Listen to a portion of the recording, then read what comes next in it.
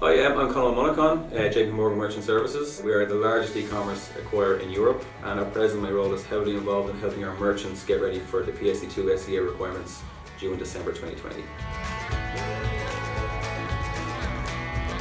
The primary goal of PSD2 and SCA is to reduce fraud. So the EU Commission was worried about the levels of fraud that was happening in e-commerce. So they introduced a mandate for strong customer authentication. Strong customer authentication mandates that issuers and merchants validate their customers through two forms of authentication. So something they know, such as a password or a PIN, something they are, which is a biometrical fingerprint or iris retina, and something they have, which is an SMS to their phone. So this all requires two forms of authentication in order to process an e-commerce transaction.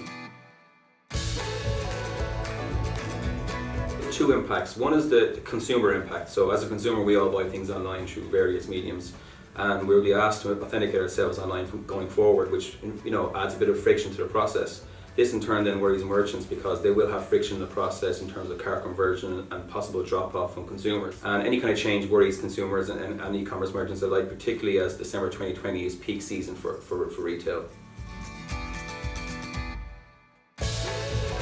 The initial migration date for PSD2 was September 14th. However, as we got closer to the date, the industry quickly realised that not everyone was ready for the implementation of SCA.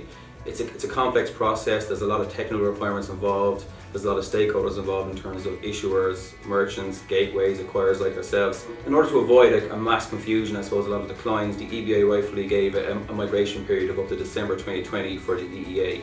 So that means all EU countries have a new migration date of December 2020.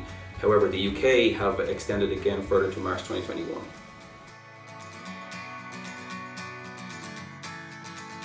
Our position is in JP Morgan that we would advise all merchants to get ready for 3DS as soon as possible. That's to enable a testing period, the technology to build it required, and also the December date is not that far away. In practice, 3DS 1.0 is compliant because it enables consumers to do their two-factor authentication.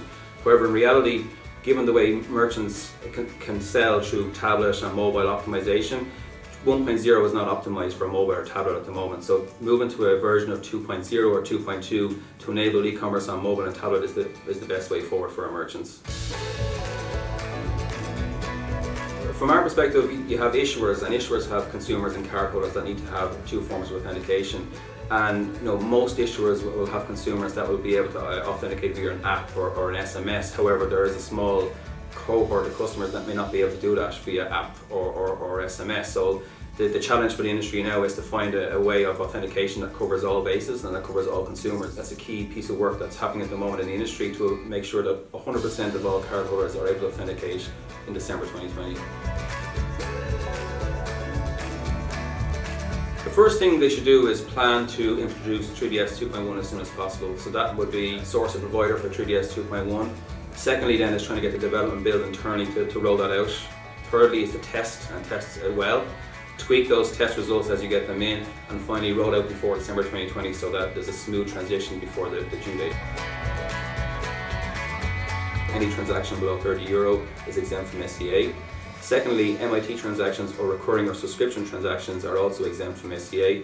And thirdly, where you have a low fraud of your acquirer, you can also be exempt from SCA. So for example, JP Morgan's fraud rate currently is below 6 basis points. So as a result, our merchants can avail of a TRA exemption up to €250.